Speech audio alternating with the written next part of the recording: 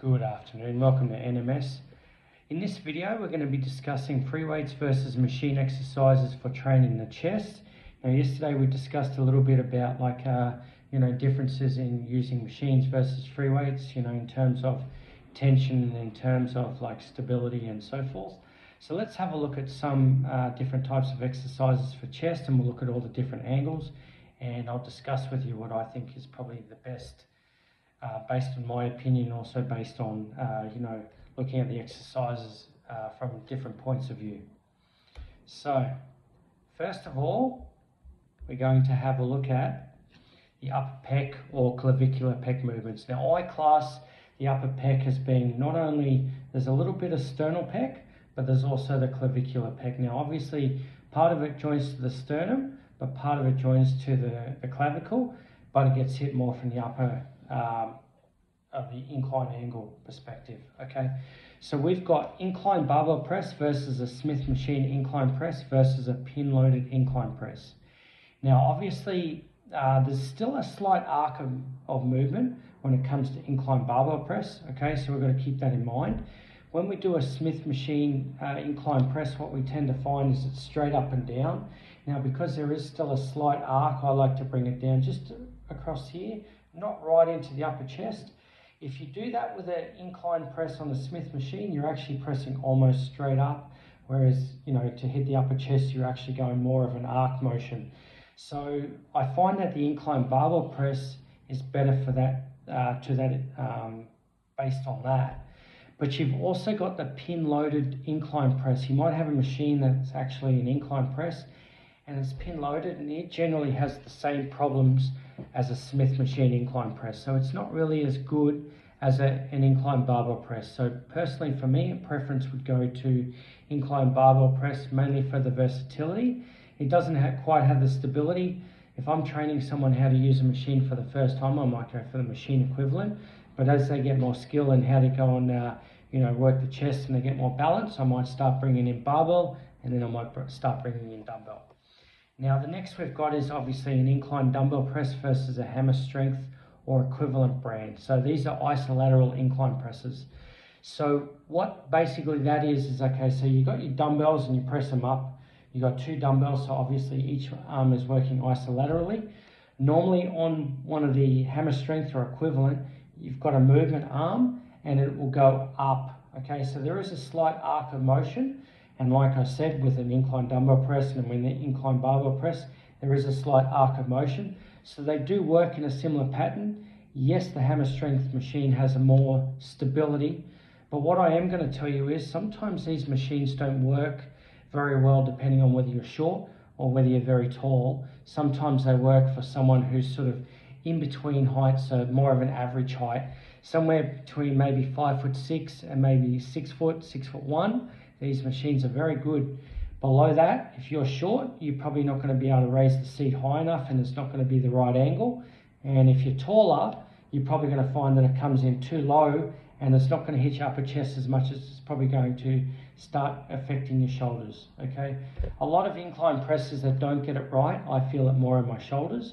That's why I always go back to the tried and true incline dumbbell press or incline barbell press.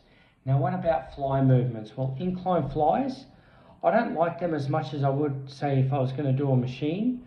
Okay, so I would actually probably prefer a cable incline fly or a loader high. But unlike a lot of people with a loader high, I won't go too close to the body. I'll keep it out wide and I'll come across the body like that. Okay, so I want to go and more hit the upper chest and try to avoid the shoulders. Incline flies will avoid the shoulders. The good thing about the incline fly and the high cable flies is the maximum tension point is in the bottom. Okay, when pretty much the dumbbells are going straight up with gravity. Same with the loader high cable flies. So you keep this in mind, guys, when you're doing, let's say, a cable incline fly and you set up an incline bench, the cables are coming from out away from you. So you're not going to get as much tension in the bottom as you would if you do a high cable, a loader high cable fly or an incline dumbbell fly. Okay. So what about sternal or medial pec? Okay, so now we've got bench press versus Smith machine versus say a seated press movement. Okay, like a fixed press movement where obviously both arms are working together. Bench press is going to beat these every time because there is an arc of motion. It comes in and it ends up being pretty much above your chin, okay, as you press it, but it comes down to the lower chest. The reason that is because when it's up in this position here, it's above your shoulders. It's not here because otherwise it's not stable. That's your stable position above the shoulders. And if you have a look at how I do bench press, there is an arc motion of the bench press. You cannot get that when you do a Smith machine or any of the seated press movements. Now, on the other hand, when you do a dumbbell bench press, there is a similar arc movement, but a lot of the seated or lying isolateral press movements have a movement arm, so there is an arc of motion. The only thing I'm going to say about those is, once again, too tall or too short, the seat height's wrong, it won't feel like it's actually a medial pec, it'll feel a little bit more like shoulders. So sometimes the movement is very good. Dumbbell bench press can't lose because everyone's going to feel that. But if you find a seated or lying isolateral press movement that works for you, by all means, guys, grab it, use it. I have no problem with that. I personally prefer a dumbbell press over those two, but I have used one when I found a good one, okay? Hammer strength doesn't work as well for me, but Techno Gym does. But I do actually like bench press out of, if I was to do dumbbell or bench press, I would pick a bench press. I feel that more in my chest. Now, what about flat bench flies versus pec flies versus seated or standing cable flies? Flat bench flies is obviously a lot more stable. Pec flies are very stable. Flat bench flies, when the dumbbells come down into the low stretch position, okay, you're going straight up with gravity. Pec flies, you're actually coming around, so you've got tension throughout the whole movement. Seated or standing cable flies, if the actual stacks are too far apart, you have to move further forward and you're not going to get the sort of tension on the chest at the low stretch position. So personally, if I was going to pick one of those two, I'd pick a pec fly, or then I'd pick a flat bench fly, okay? And the reason that is obviously because I want maximum tension in the stretch position. So now we come to the final area, the lower or costal pec area. Now, the lower or costal pec area, a lot of people don't think it exists. It actually does. Have a look at an anatomy chart. You will find very quickly that it does exist. Very small part of the movement, of the chest, but still, if you want to go and have a full chest development, I would do something for it. You can do a decline bench press or a Smith machine decline press. My preference is actually the Smith machine decline press. It's more of a straight movement. There is no real arc in the movement for a decline press, but I find that the decline bench press is not very stable, whereas a Smith machine is much more stable. I like the stability of that. I certainly don't like a decline dumbbell press, and I've never really found an isolateral decline press because of the movement arm.